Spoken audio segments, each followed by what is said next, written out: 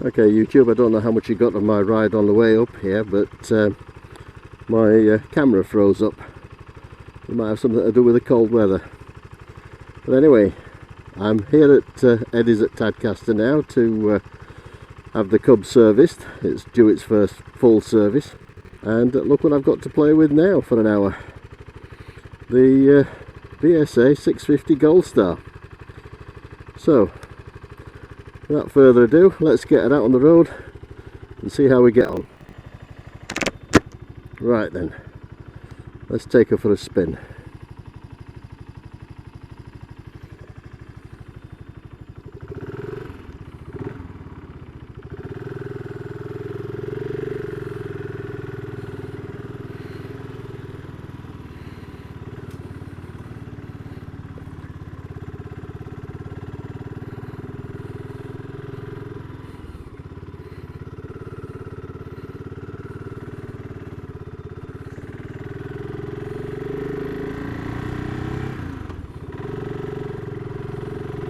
So right off the bat, listen to that engine, sounds absolutely gorgeous. And in this colour, it looks gorgeous too.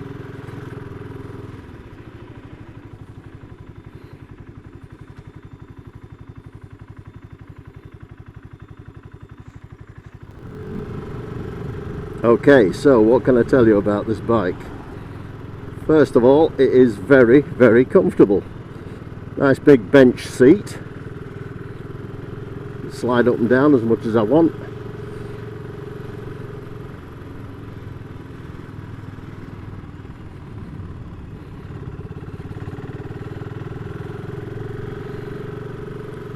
And I don't have a feet forward position, but it's pretty neutral.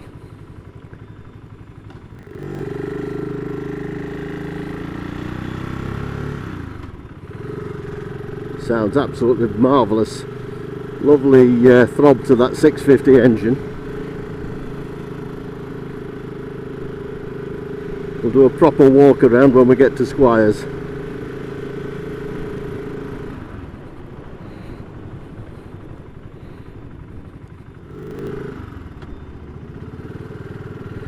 Five-speed box. Pulls really, really well.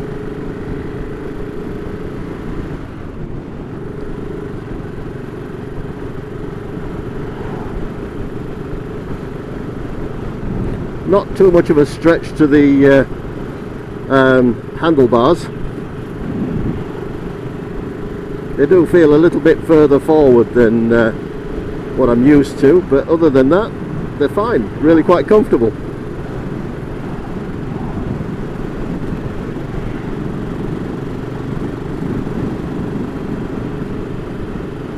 I'll go through the specifications later when I get to Squires.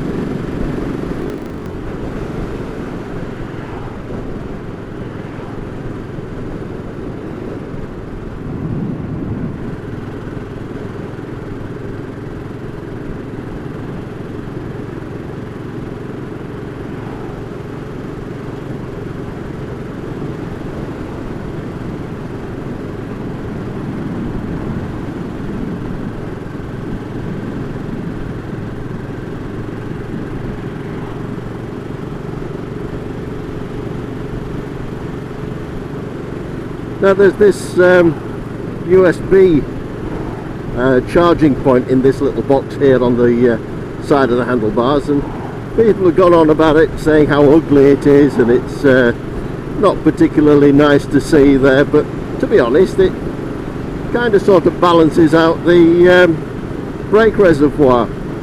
So yeah, it's not that bad.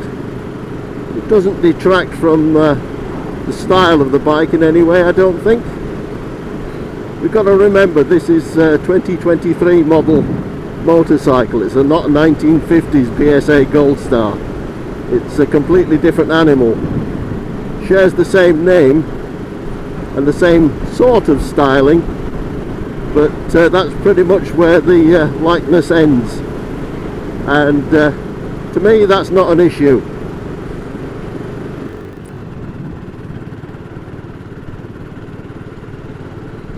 Now, one thing they mentioned to me whilst I was there was that when you first start them up on a morning, pretty much like any other bike, they don't like to be revved straight away. You've got to give it a minute or two to warm up properly before you can do that, which is fairly sensible anyway when you think about it, because you've got to let the oil run through the engine properly first.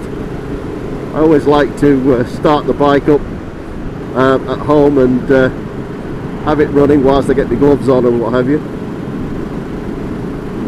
so that's not an issue. But I have to say, she rides absolutely beautifully. Absolutely beautifully.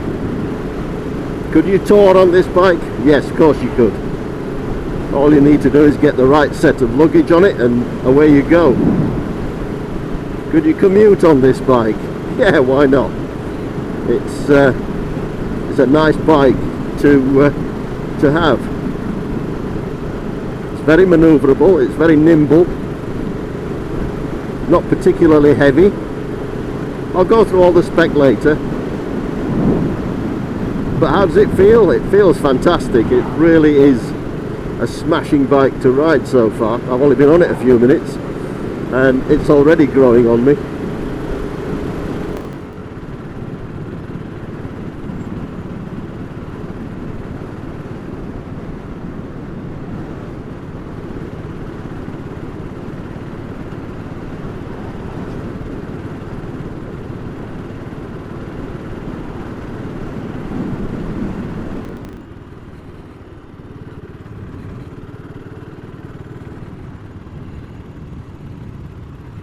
Corners beautifully, goes round the roundabout, easy, very easy.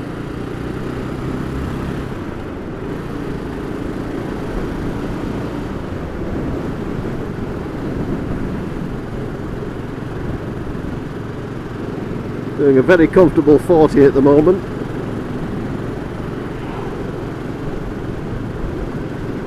And it is a very comfortable bike. Now that I've got the mirrors right, I can actually see what's happening behind me. They're not too bad. I can see my shoulders, or rather I can see my elbows more than I can on some of the bikes I've ridden. But yeah, it's not too bad. I can see what's going on behind me pretty much.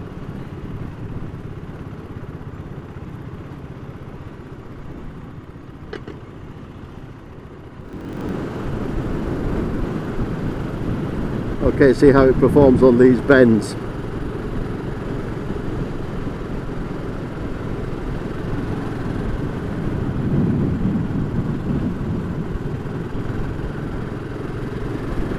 Beautifully, beautifully.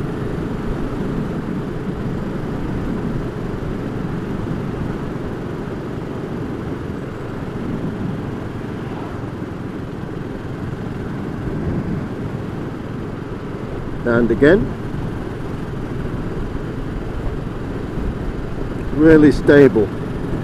It's a really nice position to be in. Really holds the road well.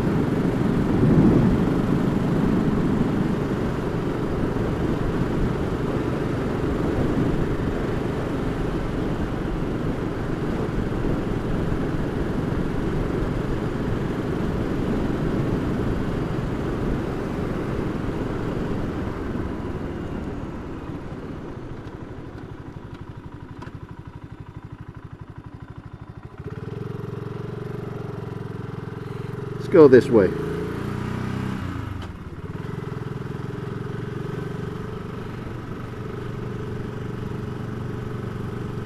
It's going to be a bit of a bumpy road this, so we'll see what the suspension's like.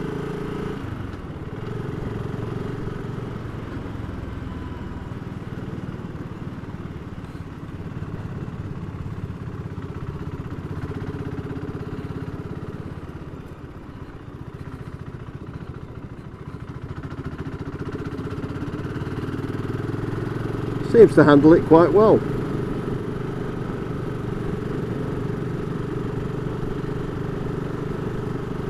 Yeah, it doesn't feel as though it's bottoming out or anything like that. I'll avoid the worst of the mud. Sorry about that, chaps.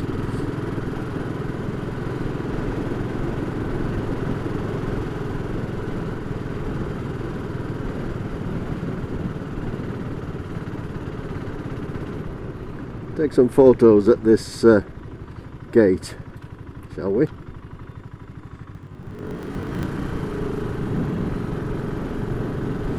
Oh, a lovely bike to be riding in countryside like this. It really is a treat.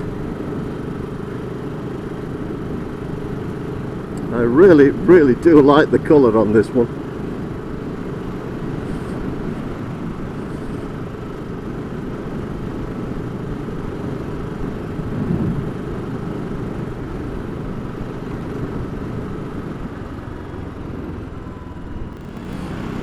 So, would I have this bike in my garage?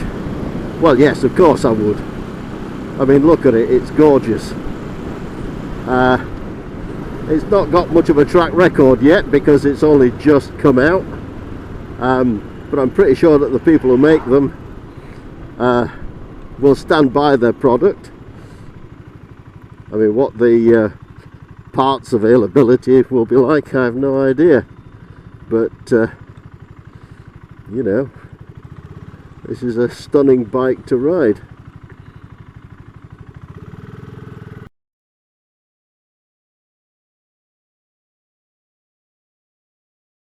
Okay, so as I walk around the bike, I'll just read you a few details from the tech spec. So we've got a liquid cooled engine, as you can see from the radiator there. Double overhead cam, 4 valves, twin spark plugs. 652cc engine, and you get a torque of 55 newton meters at 4,000 and a maximum power of 45 horsepower at 6,500 revs. 5-speed box, liquid cooled.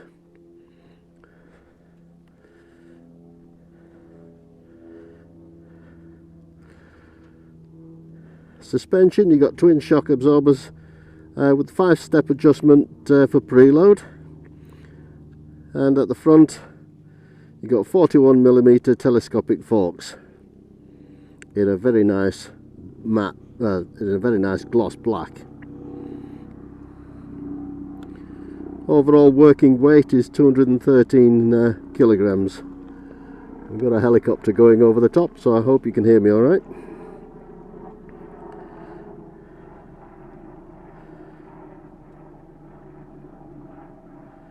Front wheel is 36 wire spoked alloy, 18-inch,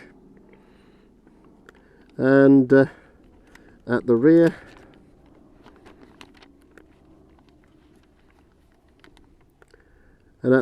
you've got 150/70 17-inch 36 spokes alloy rims. Brakes, floating disc Brembo 2-piston caliper with ABS at the front.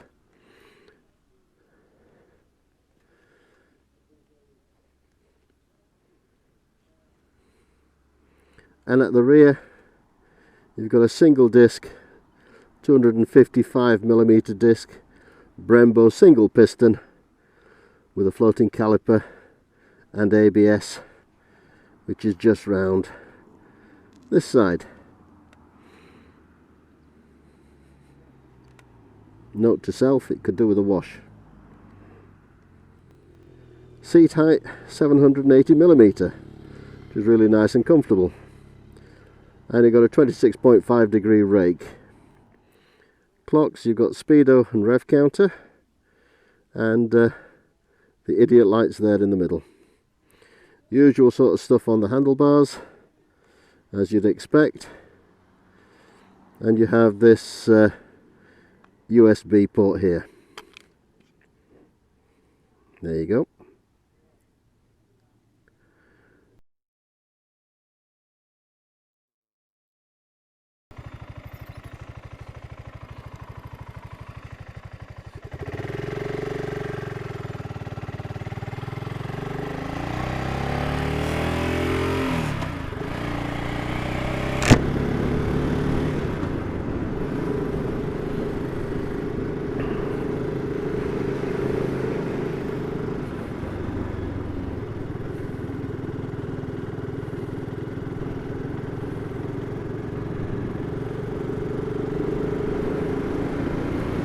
Right, well I better get it back now to Eddie's at Tadcaster. A couple of chaps there were admiring the bike. They did notice that they say it's only got 7,000 on the clock, that the spokes on the front wheel looked a bit pitted, and one of the chaps was saying he liked it, but he thought it would look better if the number plate was higher up and the exhaust pipe had a sharper sweep back to it. But I suppose each unto their own. I've really enjoyed my time on this bike, but I'm going to have to take it back. But there you go.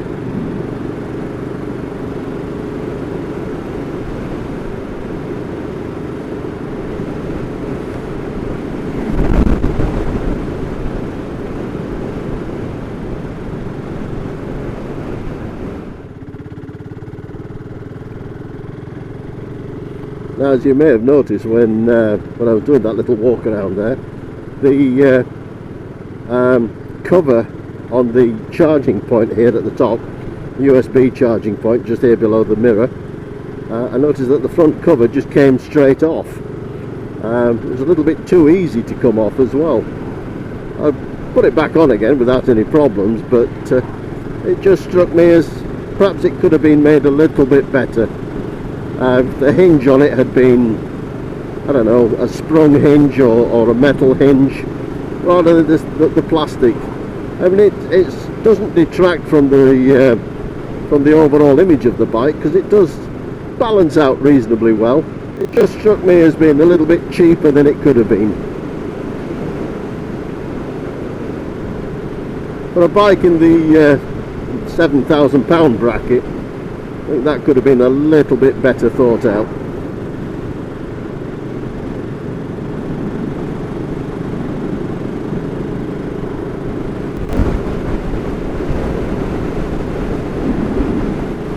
Pulls up to 60 plus miles an hour in no time at all. Really, really powerful engine for a 650. It's got it when it counts. It can certainly talk the talk. Pardon the pun.